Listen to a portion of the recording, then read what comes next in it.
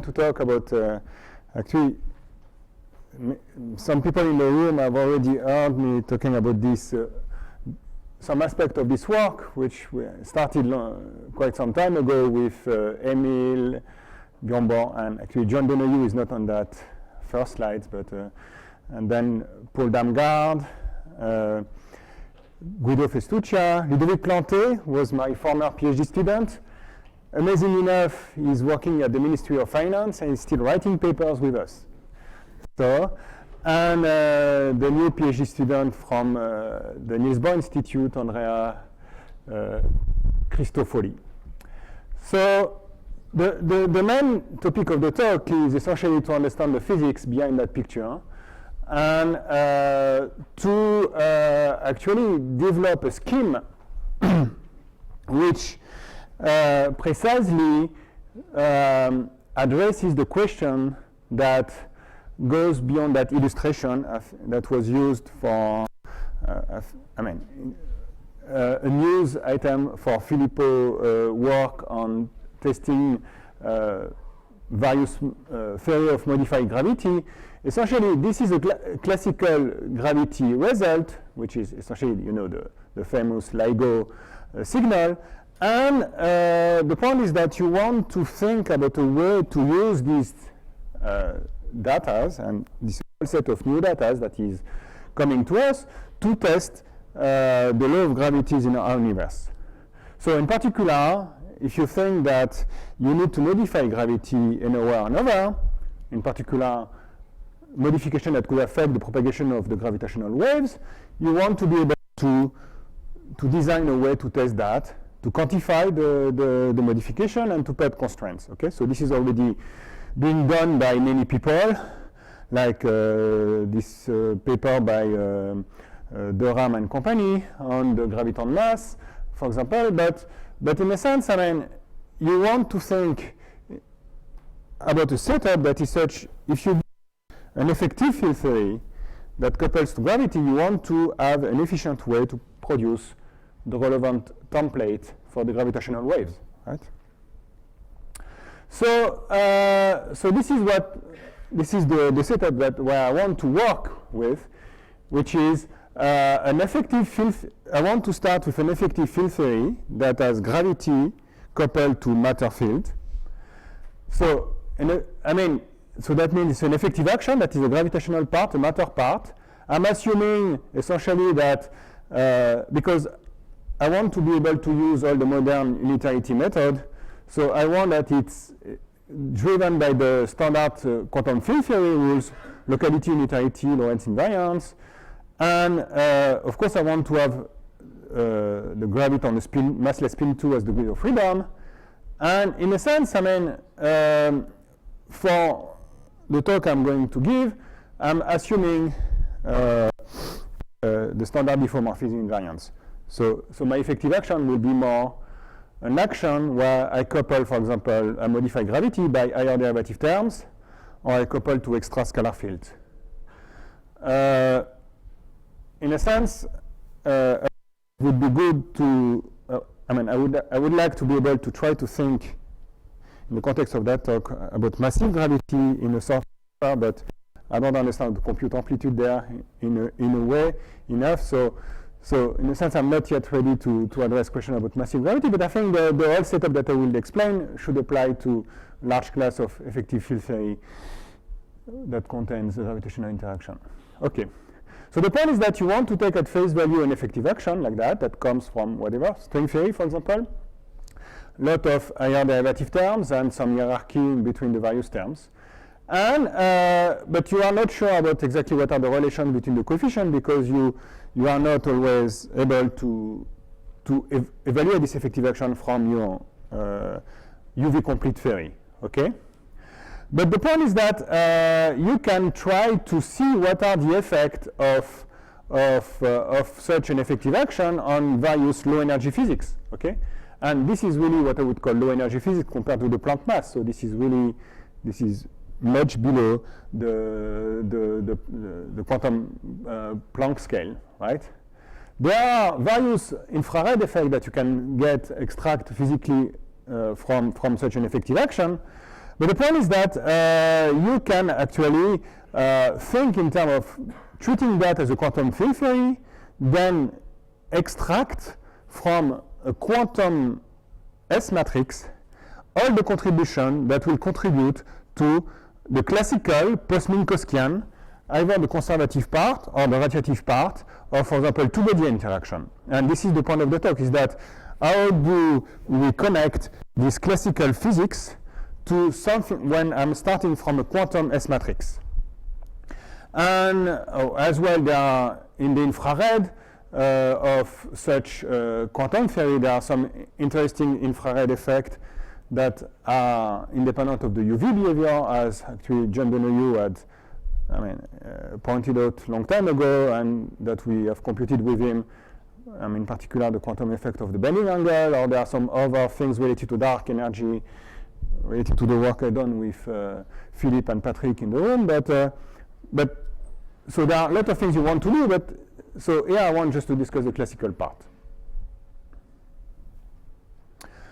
Okay, so I think of these two guys are being, so I want to scatter my two black holes, okay? So this is massive particle 1, massive particle 2, possibly with, I can include spin, and I want to essentially compute what is the two-body Hamiltonian in a post-Minkowskian, fully relativistic way.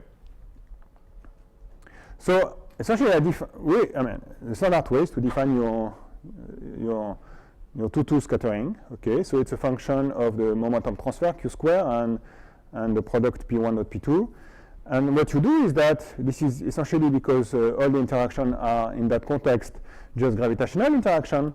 What you do is that you expand in g Newton, power of g Newton. So this is g Newton to the Newton constant to the loop order times this amplitude here.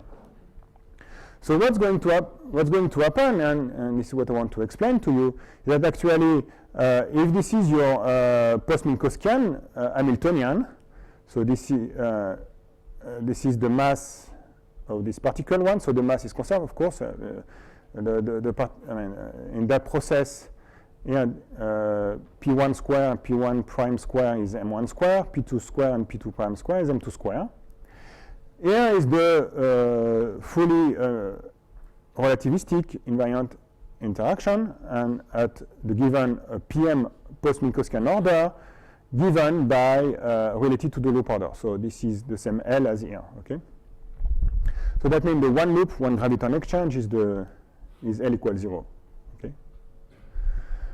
Very good. So so the thing is that what we want to so of course this amplitude here, is containing a lot of things. Okay, but the point is that in particular, as this is a fully quantum S matrix, it is UV divergent, and it has infrared divergences. On the other side, the quantity I'm talking here is the classical gravity answer, and definitively there is no UV divergence problem in that potential. So then, one needs to think a little bit how one can do this sort of computation.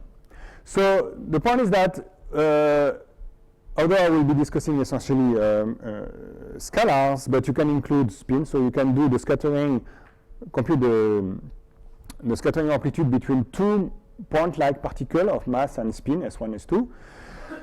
And so at some point, of course, you will have, if you really want to be interested by the real physics, the tidal effect, you have to include the fact that your objects are not just point-like. They have an extension, but so far it comes late enough in the computation so that for the part I'm going to describe to you, I can just focus on the external state being point particle. Okay, but at some order that has been quantified by Thibaut Damour, for example, you know that you have to take into account the fact that you have finite size object.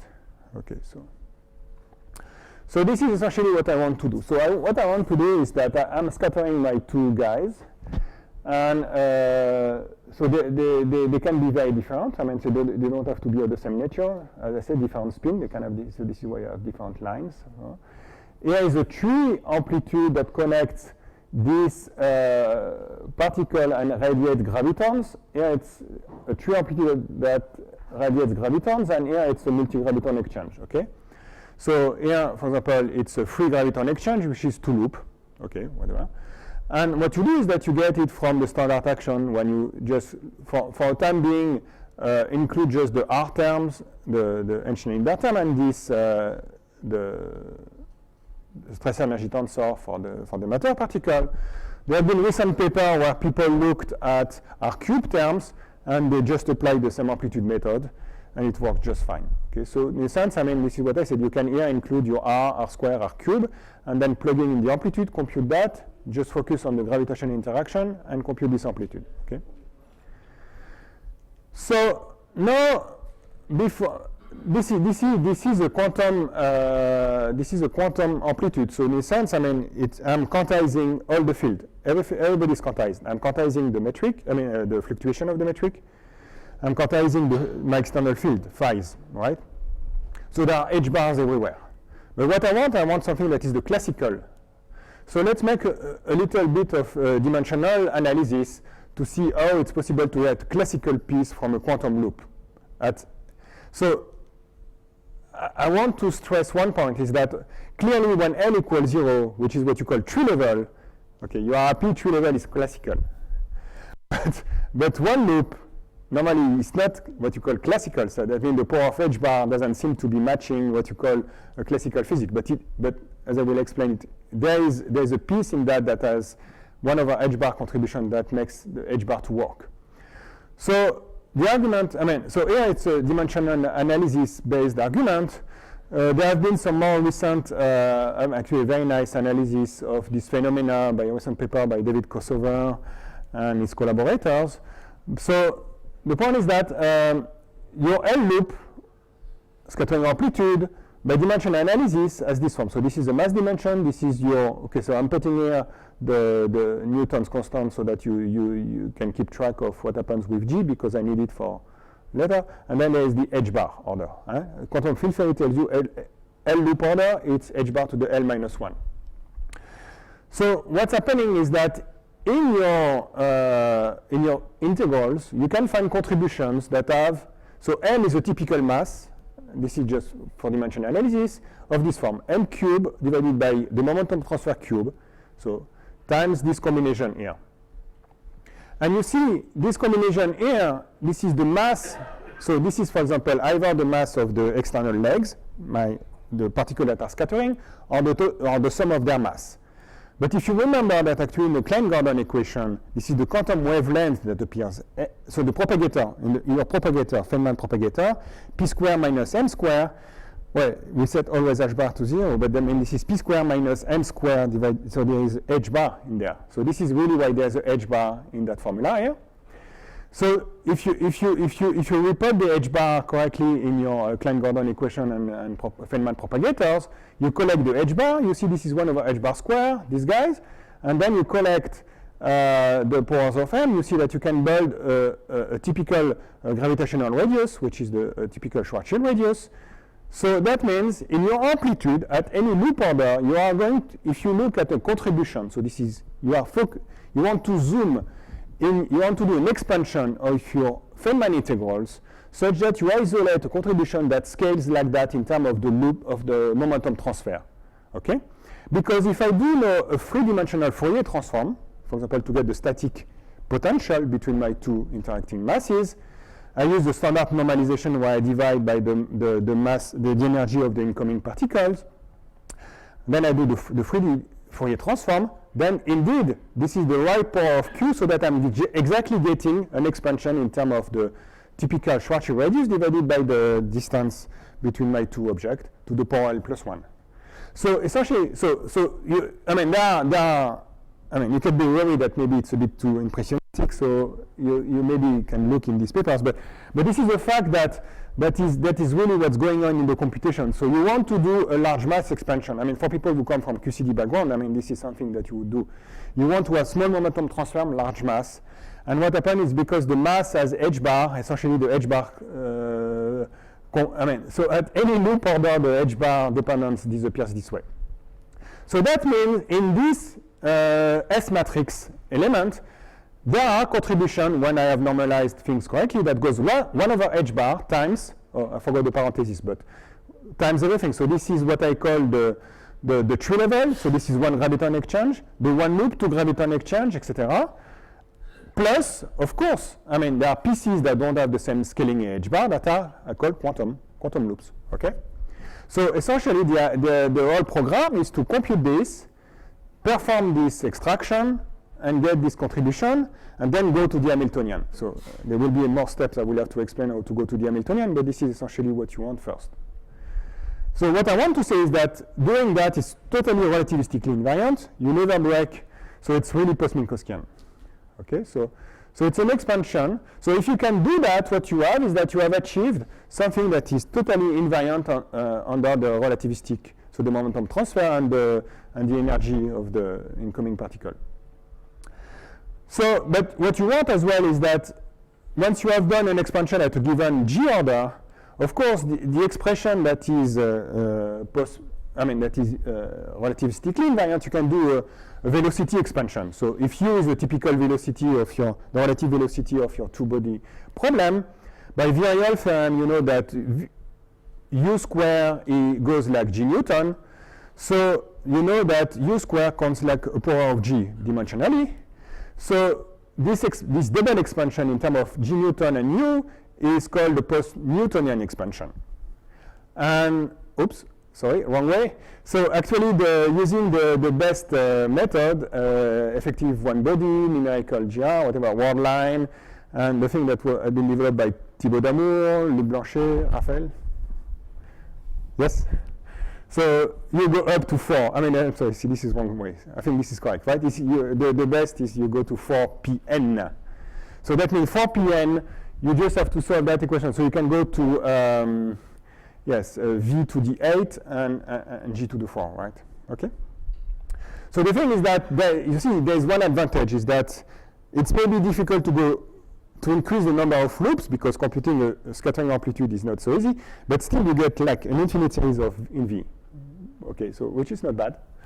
So the advantage of this is that there's no resummation is needed.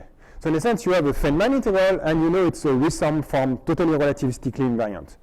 So it's a nice game to try to use the result, some of the explicit result by Luc Blanchet and company, and see how you can resum them and reconstruct the square root that you need for Minkowskian, Lorentz invariance. And the other thing that is nice actually is that there is no derivative of the velocities. So if you look at this post-Newtonian Hamiltonian, then generally you find that there are velocities, accelerations, derivative of accelerations, especially the Lagrangian, and it's a nightmare. I mean, you have to do this canonical transformation, get rid of them, and whatever, it's awful. So the advantage is that you never get this from the amplitude approach, as far as I see, okay? There's a point I didn't say, is that there is this infrared divergences from the log, which actually normally the amplitude should explain how to treat, because we know how to treat infrared divergences in a non-ambiguous way, whether the GR people like Thibaut Damour and develop some method of regularization. There's no doubt that they are getting the right answer, but I think it's better to fit it into the logic of the way we understand the cancellation of infrared divergence in scattering amplitude. And there is the other interesting question, which is still unsolved, which is how to connect correctly with this computation that are small energy to the high energy behavior of the two-body scattering, as described by Gabriele Veneziano and his collaborators. And here is a picture of a conference that took place a month ago in Jussieu, where you recognize, actually Ludovic is here, Ludovic Planté. This is Alexander Ochirov, a former PhD student from here, as well, who is working actually on these questions. Pierpaolo Mastrolia is hidden by Thibaut Damour. This is Michael Solon, and myself, anyway. So, and this is actually the main point is that we are trying to confront our understanding of how to connect these various limits, and there's still some work to be done anyway. So the one graviton exchange is just this, one graviton tree level. So if you compute this, you get this. The product of the external momenta of the two particles, the masses, because this is one of the stress energy tensor, and then there's Q square, and then you divide by the momentum transfer, and you normalize by the energy, right? E1 square, E2 square are the relativistic energy. So from this, what you get is that you get what I call the classical, the one post-Minkowskian potential. So of course it's relativistic because there are square roots here. This is relativistically invariant. And the 1 over q square here becomes 1 over r by the 3D transform. But you already see something interesting is that tree level, there's no loop. There's this higher power of q. So it has to do with the fact that, as I said, is that if you think carefully, there is h bar dividing the masses. So if you normalize your amplitude correctly, what happens is that the h bar that is here, and that comes into the definition of what you call the momentum, multiplies this term here. So this is a contact term. So this guy is a contact term. I mean, okay, it's actually there's one graph that is a contact term, and this contact term actually has to do with the short distance interaction between the two objects. But clearly, my black holes are not at short distances. So you drop this. But the point is that if you work out the power of h bar the way I described, you realize that this guy, poof, it gets away. So already this phenomena of seeing classical bit within a scattering amplitude displays some interesting aspect at tree level. So one loop is two graviton scattering. So this is a tree couples to gravity, tree couples to gravity, and this is two graviton. So the thing is that what we do here is that we are going to use the Lippmann-Schwinger approach to convert the scattering amplitude into this potential. So essentially, so the 2 pm potential, or at any order, what I'm saying, at any order is the same. So the potential you want to compute is going to be your L loop scattering amplitude, the classical part, I should have precised, the classical part of your L loop scattering amplitude, plus the piece that comes from the Born the Born terms. So what you do is that you have your tree graphs, and you have to expand your tree graphs, and then this is the iteration of the Born term that you need to subtract to get the right potential. And I will go through this in details because that exactly you will see exactly why this Born subtraction is needed for physical reasons, in particular the absence of divergences I mentioned previously. So anyway, so you're in 4 dimension first, because you scatter in 4 dimensions, so your scattering amplitude can always be decomposed in the basis of scalar integrals. And so what you have is that you have it's a 4-point function, so you have the scalar box, the scalar cross box, and the scalar triangles, and there are scalar bubbles and whatever, scalar bubbles, yes. So I'm sorry, this coefficient should not be there because it's the same as here. So the point is that what you find is that in the leading approximation, so what you do is that you want to take this limit where you want to extract the classical bit. So you have some understanding of that the higher powers of q squares, that q is the momentum transfer, that multiplies the kinematic coefficient in front of your basis of Feynman integrals, are going to lead to something that is quantum, not classical. So at the leading order, the coefficient of the box and the cross box are the same. I'm sorry, so this is it should be 1, and given by this expression. And the contribution of there are 2 triangle graphs which have the weight, so the mass of this guy times a scalar triangle, and a mass of this guy times a scalar triangle times this kinematic coefficient, and normalized properly. So these 2 triangles evaluate to 1 over the mass times 1 over the value of the momentum transfer, and the box and the cross box have this following expression. So there are boxes that have 2 masses on the side, but they are massless on the top and bottom, if you want to think in this way. So they still have some they are UV finite, but there are some infrared effect. So the thing is that if you compute them in dim reg near actually 4 minus 2 epsilon, but in fact, because at the end you want to compute the potential, static potential in 3 dimension, instead of writing the pole as 4 minus capital D, it's better to write it as 3 minus D, okay, whatever. So this is the standard infrared pole. So you see the two boxes have a pole. So you see here, so the prefactor is the same, but then you see it goes minus 1 M1 M2 plus M1 M1 M2. So in the sum, so this is why it's important that the coefficient is the same here. The sum of the two boxes kills that. The sum of the two boxes kills that. So the point is that in the full expression, there's something that the cancellation between this coefficient is order q square, but it's not classical, it's quantum. So at the order we are working, there's cancellation here and here, but the box has a phase. It's so you see this phase I pi over the energy and the momentum of the center of mass does not appear in the cross box. I mean, you just see it by unitarity, it's easy. So that means the one loop answer has this piece plus this phase, okay? So you could argue, okay, it's a phase, it's not physically important, then we throw it away, okay?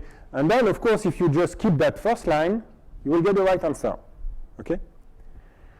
And this is the Weinberg phase for the infrared effect of gravity. But when you go to two loop is 2 times 1 loop, right? I square is minus 1. So your Weinberg phase is real. It becomes much more tricky. So you cannot use a 2 loop the fact that, okay, this is real, this is imaginary, so throw it away, okay? And in particular in the recent work by Zwibern and his collaborators, I mean, the answer contains everything, including the phase, because you need to compute correctly this phase, and you see these phases are real. So you need to do the bound subtraction, and the bound subtraction tells you exactly what you have to remove to get a well-defined answer, okay? So there is no cheap trick. So of the one loop looks simple, so this is the phase. So then you do the bound subtraction. So you iterate 2 trees. So this is the total energy of your system, and then this is the intermediate energy. So you're integrating over particle of intermediate energy. And then at some point, I mean, the formula becomes clumsy, so you need to introduce some nice variables that actually are standard in the literature. So they iterated the Born iteration, the Born iteration has 2 pieces. One piece that actually looks like is a triangle-like graph, and this one is something that will talk to the box graph. And what's going to happen is that the one in red is indeed divergent. So there is a log q square and minus 2 over 3 minus d. So this one has an infrared divergence, and this one is finite. So that means when you sum then these 2 guys, this one and this one, it has to be that the red part just cancel. And this is what happens. So everything is finite, and you get this nice, clean, and finite answer, no divergences anywhere, okay? So this is in momentum space, and if you go to direct space, you Fourier transform, and you get this expression, okay? So what I want to say is that it's very important to have a good control of this infrared effect. I mean, because otherwise you don't understand what you do, right? Excuse me? You match with an effective theory to one loop, and then the amplitude here and the infrared cancel, so you don't have to do the iteration. Yeah, you can try, but the point is that of course, you can do matchings. We capture by your effective. Absolutely, agree. You can do. Absolutely, you can do matching, but you don't want to do matching. You can do it the way you do it. Okay? Absolutely, I agree, and this is actually what is used by our colleagues. But one reason why actually I worked through that is that actually you can do it. Even a two loop it's more complicated, but you can do it as well, and it works beautifully. Right? There is no magic. It's Bethe-Salpeter, it's whatever Lippmann-Schwinger, whatever you want to call it. It's all physics, but it works. The thing that is cool as well with this approach is the following fact. Suppose you want to compute a metric. So you want to compute the form factor, you want to reconstruct a metric by scattering a particle, and this is the stress energy tensor, and you want to reconstruct perturbatively the background metric. So this is a problem that has been looked at by Mike Duff in '73, and what he did is that he looked at the graphs that are in purple. So what you have is that you have the one graviton emission, so there's a source, and there is the source at spacetime x1, spacetime x2, interacts gravitationally and emits graviton, blah blah blah, and you have all these graphs. Okay. So what he was doing is doing perturbation using tree-level graphs. But of course, because you have delta functions insertions, you have to do something about regularization. So he has to do some regularization of the mass that is putting here, so that there is an effective mass that is coming. Okay. The point is that in this method, what happens is that this first graph actually comes from a triangle, comes from a two-loop triangle, etc. And as we explained, this is enough for just computing all this classical metric contribution, which you can access through unitarity cut. And the thing that is very, very, very great in that approach is that actually the result is finite. So there's never any divergence, and you never have to do the renormalization that Mike Duff does. So we have, this has been checked actually by Stavros, my student, up to two loop, and it works beautifully. Huh? The divergences are all fictitious. They are all fictitious. This is the point. So this is why there is no divergence when you do the amplitude. And everything works beautifully, and it fits. Yes. Without the amplitude. Yeah, but the amplitude works. Okay.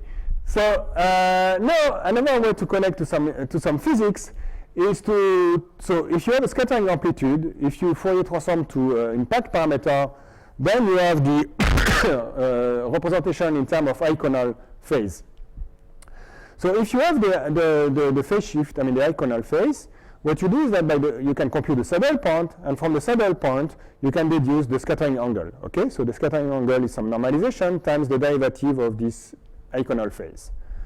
And so there is some very classic paper that actually was important at the time of my PhD about D-branes by Kabat and Hortin that does tree-level, and there's some one-loop application to gravity by Akuri, Saume, and Sterman. So it looks a very natural way to extract from an amplitude without having to go through this, what I explained, some observable. So we did that, so you can do it. You can use both the one graviton and two graviton exchange, which is tree-level and one loop. You do blah, blah, blah, you compute the angle, and at the end you find exactly the expression that matches what was computing some time ago by Westphal, solving GR equation of motions. And if you do it for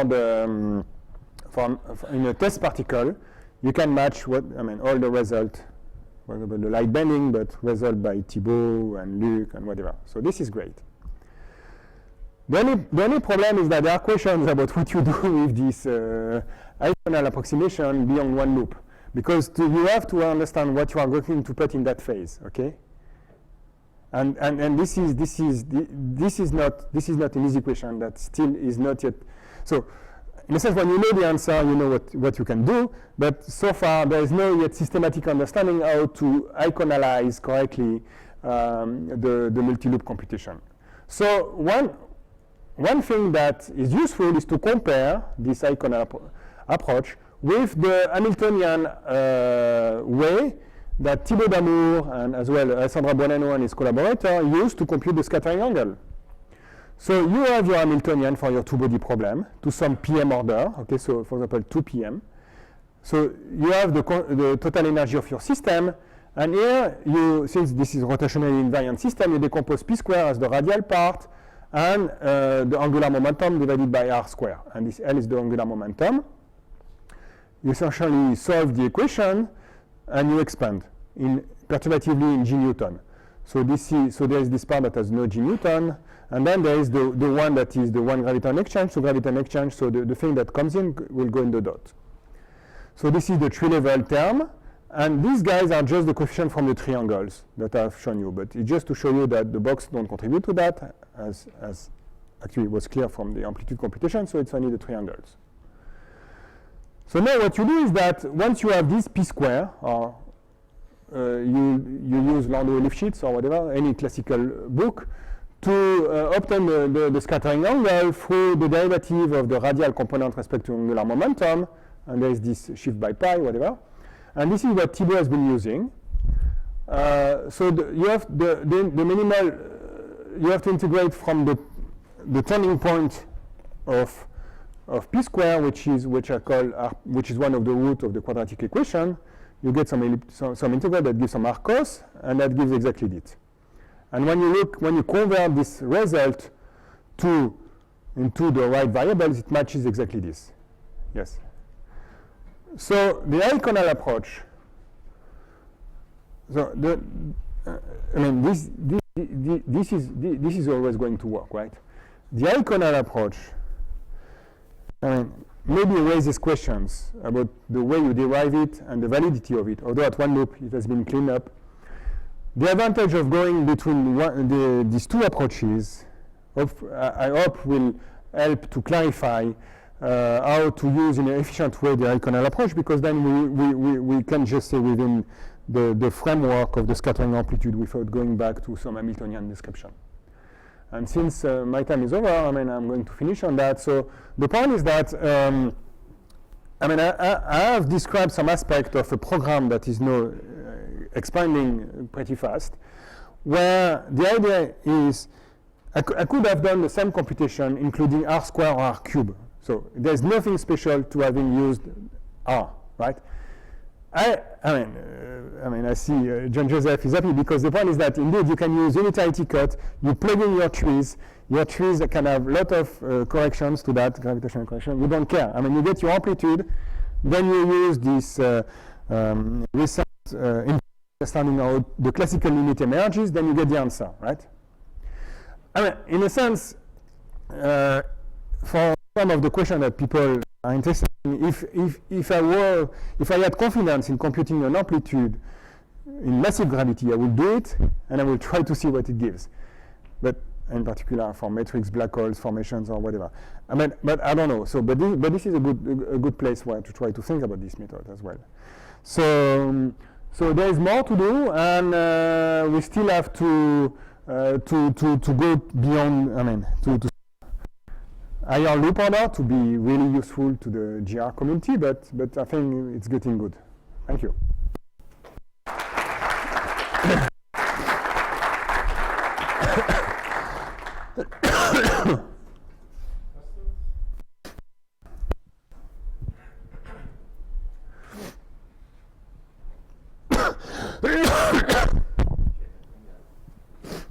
First, a comment.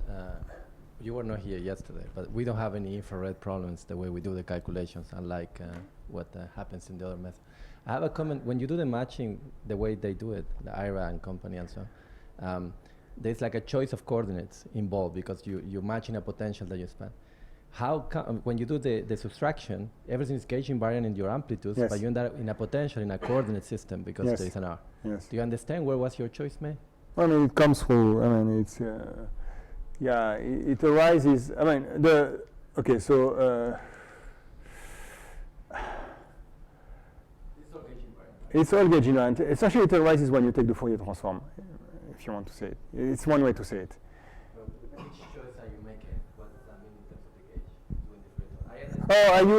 Yeah, yes. So okay. So this is the way you ask the question. Okay. So I use the Donder gauge, and this is the way you can. For example, if you want to compare to the result in the literature, the harmonic gauge that is used there it talks directly to the result of Blanchet for the Lagrangian. But you know, I mean, Thibault likes the ADM gauge, which is Thibault d'Amour likes the ADM gauge, so it's a different gauge. Yes. No, but this is the harmonic gauge. We do that in harmonic. You don't have the exact same result as we do, because you have just the 1 over r and p squared. Yes. You have p dot r. Yeah. Yes. You get lots of p dot r. Yes. But I know. Different choice somewhere. Yeah. So the choice is made. Okay. So the choice is made. I'm sorry. What is this? Yeah, the choice is made essentially when you go from here to here, because there is no gauge. I mean, the only gauge that you use here is as you said, the harmonic gauge. So this is totally gauge invariant. The P dot R, they can only arise when you do here, go from a momentum space to direct space. So this is the only place where you have the freedom to make some coordinate changes. Because you can redefine what you call R. I mean, there is a canonical transformation when you go to direct space. I mean, it's standard, right? So this is one of the reasons as well why I want to avoid going to this moment to the direct space. And normally you should be able to do that. The scattering angle, you don't have to make any choice, right?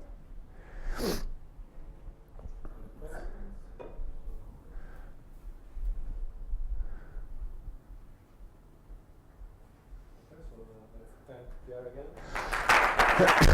again.